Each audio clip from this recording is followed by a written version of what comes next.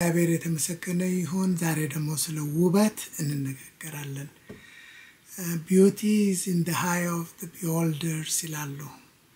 በሚያየው አይን ውስጥ ነው ውበት ያለው ይላሉ። የሚገርመው ነገር ፍቅርና ውበት የተቆራኙ ናቸው፣ የተገናኙ ናቸው። በፍቅር ውስጥ ያለ አይን የሚያየው ውበት ነው። ይህንን ጠጋ ብለን ስለ ውበት፣ ስለ ህይወት፣ ስለ ጌታ፣ ስለ ሪሌሽንሺፕ፣ ስለ ኑሮ ውበትን ያማከለ ትምህርት እንማማራለን። የእግዚአብሔር ስም ብሩክ ይሁን። መልካም ዜና አለን።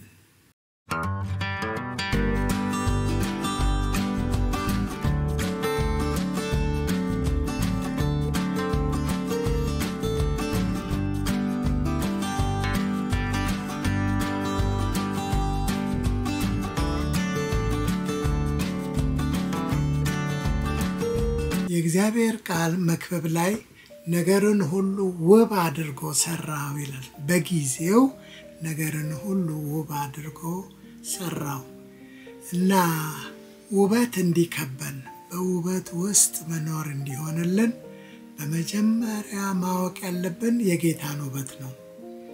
መዝሙረ ዳዊት ላይ የእግዚአብሔር ቃል በእንግሊዘኛው to behold the beauty of the Lord ይላል። የጌታን ውበት መለከት ዘንድ ይሄንን ፈልጋለሁ፣ ይሄንን እመኛለሁ፣ ይሄ ነው ጸሎቴ ይላል፣ ይሄ ነው ፍላጎቴ ይላል። የጌታን ውበት መለከት ዘንድ የሚገርመው ነገር የፍቅር መጽሐፍ የሆነው መኃልየ አንተ ውብ ነህ ትለዋለች፣ እርሱ ደግሞ አንቺ ውብ ነሽ ይላል። ውበቷን ከየት አመጣችው? ከጌታዋ ነው ያመጣችው። በጌታ ውበት ተማርከን የጌታን ውበት ስንመለከት፣ በጌታ ውበት ስንማረክ የሚገርመው ነገር ያንን ውበት ሪፍሌክት ማድረግ እንጀምራለን። ያኔ ጌታ ውበቴ ይላል። በክርስቶስ ላይ ያለውን ውበት ስንመለከት እና በሱ ካፕቲቬትድ ስንሆን ያ ጸጋ የሚፈጥረው ሌላ ውበቶች አሉ። በመጀመሪያ ደረጃ በክርስቶስ ውበት ውስጥ ሆነን በክርስቶስ ጸጋ ውስጥ በፍቅር ስንመላለስ ባለቤታችን ውበቷ እየጨመረ የሚሄድ ይሆንልናል። በእድሜ በገፋን ቁጥር እንደ ወንድምና እህት የምንተያይ ሳይሆን ፍቅራችን እየጋለ እየጨመረ አዲስ እየሆነች እያማረችን ትሄዳለች። ይሄ የሚሆነው በክርስቶስ ውበት ውስጥ ተማርከን በውበት ውስጥ ስንመላለስ የምናየው ሁሉ ውብ ስለሚሆን ነው። በቤተ ክርስቲያናችን ቁጭ ስንል ደግሞ ክብ ሰርተን የእግዚአብሔርን ጸጋ ስንካፈል የሚገርም ውበት በወንድሞችና በእህቶች ላይ እናያለን። የሚገርም እያንዳንዱ እሁድ አዲስ ነው። ኤክስፔክትድ እንደሆነው ፕሪዲክተብል አይደለም፣ አንገምተውም። ኤቭሪ ዊክ በአዲስ ሁኔታ በአዲስ አይነት የእግዚአብሔር ልጆች ላይ የሚታየው የጸጋው ውበት ይህ ነው የሚባል አይደለም። በክርስቶስ ውበት የመነጨው ይህ በወንድሞችና በእህቶች ላይ ማየት የምንችለው ይህ ውበት የጌታን ጸጋ ጉልበትና ኃይለኛነት ያሳያል። በልጆቻችን ባህሪ ከመሰናከል ይልቅ የልጆቻችን ላይ ያለውን የክርስቶስን ውበት ማስተዋል ይሆንልናል። ወንዶችና ሴቶች ልጆቻችን እንዴት ያማሩ ናቸው፣ እንዴት የተዋቡ ናቸው፣ የጌታ ውበት ሪፍሌክሽን እንዴት ሊሆኑ ቻሉ።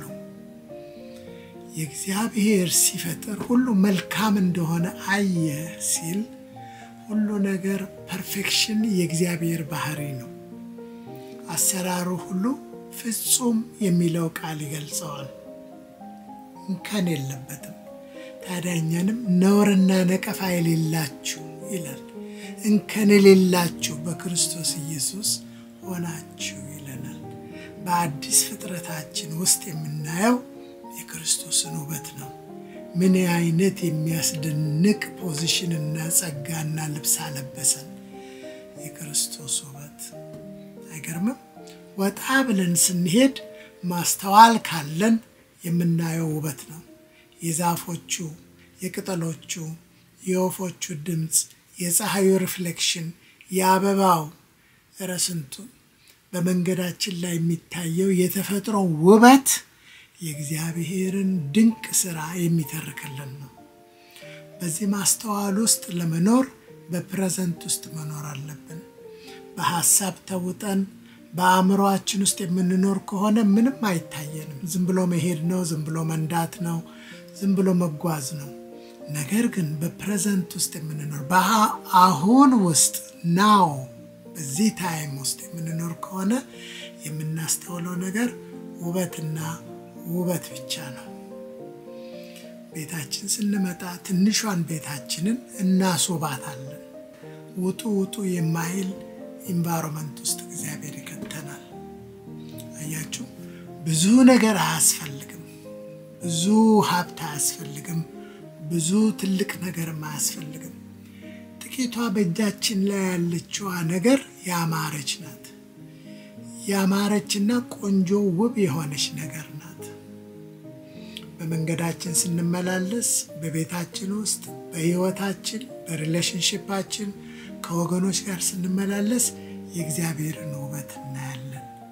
ለአገልግሎት ስንወጣ በአገልግሎታችን ውስጥ የወንጌልን ሥራ ስንሰራ የምናየው አሁንም ውበት ነው። መላእክትን የሚያስጨፍር፣ መላእክት የሚያዘምር፣ ደስ የሚያሰኛቸው ሥራ ለመስራት የምንጠበቀው እኛ ነን። አቤት ውበት! የሰላምን ጫማ ተጫምተን የሚያምሩ የሚያብለጨልጩ እንዴት አይነት ደስ የሚል ህይወት ውስጥ ነው የተጠራ ነው።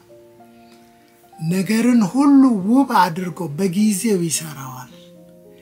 ክርስቶስ ውበትን አተኮረን የምንመላለሰው ህይወት ስንገባም ስንወጣም ሁሉ ነገር መልካምና ያማረ ነው። በሚያስጨለማ ውስጥ እንኳን፣ በሚያስቸግር ሁኔታ ውስጥ እንኳን፣ በከፋ ሁኔታ ውስጥ እንኳን ስናልፍ እግዚአብሔር ብርሃናችን ስለሚሆን በዛ ውስጥ ውበት እናያለን። ጳውሎስ በእስር ቤት ሆኖ በዛ በአስቸጋሪ ሊሚቴሽን ውስጥ ሆኖ የሚጽፈው እንደ ፊልጵስዩስ አይነት መጽሐፍ ከአፉ ያለማቋረጥ የሚወጣው የደስታ ቃል፣ ደስታ፣ ደስ ይበላችሁ፣ ደስታ፣ በደስታ የተሞላ ቃል ነው የሚያወራው። ለምን? ውበት የመንፈስ ቅዱስ ሥራ ነው ውብ የሚያደርገው። ሰማይና ምድር የተመሰቃቀለ ነበረ፣ ፎርምና ሼፕ የሌለው ነበረ። ነገር ግን መንፈስ ቅዱስ ነው ያሳመረው፣ ቦታ ቦታ ያስያዘው፣ ያስዋበው። እና አሁንም ህይወታችን የተበላሸ፣ የተጣመመ፣ የተጎሳቆለ ቢሆን ግጥምጥም እያረገ እያደሰ ነገርን ሁሉ ውብ ያደርገዋል። ሰዓሊ ሲስል ግራ ያጋባል። ምንድነው የሚስለው? አንዴ ወደዛ መስመር ያደርጋል፣ አንዴ በጥቁር፣ አንዴ በቀይ፣ አንዴ በቢጫ በቃ ይሰራዋል። ነገር ግን ምን እንደሆነ አናውቅም። ሰዓሊው ግን ሲጨርስ ማስተርፒስ እናያለን። ምን የመሰለ የተዋበ ስዕል እናያለን። እግዚአብሔርም ህይወታችን እንደዛ ነው የሚሰራው። በእጃችን ያስቀመጠውን ነገር የተዋበ ነገር ወደ ቤታችን፣ ወደ ህይወታችን፣ ወደ ቤተሰባችን፣ ወደ አገልግሎታችን እንዲመጣ አስቀድመን ታዲያ አንድ ነገር ብቻ እንለምን፣ አንድ ነገር ብቻ እንፈልግ። እሱም የጌታን ውበት መለከት ዘንድ በዛ አይን ይገጥምልናል። ውበትን የማየት አይን ይገጠምልናል። የክርስቶስን ውበት ማርኮን እርሱን ብቻ የሚናፍቅና የሚለምን በእርሱም የሚጠቀለልና የሚያርፍ ህይወት ሲኖረን ያኔ ውበት ለማየት የአቅም ይኖረናል። በባለቤታችን፣ በህይወታችን፣ በልጆቻችን፣ በወዳጆቻችን ሁሉ ውስጥ የምናየው የሚያስገርመው የክርስቶስ ውበት ሪፍሌክሽን ይሆንልናል። በአማረ ስፍራ ደስ በሚል ሁኔታ ቀናችን ያልፋል። ለዚህ ነው እቺ ናት ጌታ የሰራት ቀን ካለ በኋላ በእርሷ ደስ ይበለን ይላል። ጌታ የሚሰራው ነገር ሁሉ ደስ የሚሰኝበትና የሚያምር ነገር ነው። ለአይንም ለመብላትም ያማረ እንደሆነ የሚያስጎመጅ የሰይጣን ኢንቪቴሽን አለ። ኃጢአት የሆነ ፍላሺ የሆነ ዓለም የምታቀርብልን የሚያምር የሚመስል ነገር አለ። እርሱ በውስጡ መርዝ አለ፣ የሚገድል ነው፣ የሚያታልል ነው፣ የሚያሰናክል ነው። የእግዚአብሔር ደግሞ ሲያዩት ምስኪን ነው፣ የተናቀ የተተወ ምንም ነገር በዚህ ውስጥ አይኖርም የሚባል ነው። ጠጋ ስንል ግን አቤት ሲያምር የጌታ ውበቱ፣ ድንቅነቱ፣ አስገራሚነቱ ይገለጣል። ለዘላለም የሚቆይ የማያቋርጥ ሞት የሌለበት ሐዘን የሌለበት የማይጨመርበት መልካምና ያማረ ውበት ያለው ነገር በሕይወታችን ይፈጸማል። ይህንን እናስብ። በኢየሱስ ስም አሜን።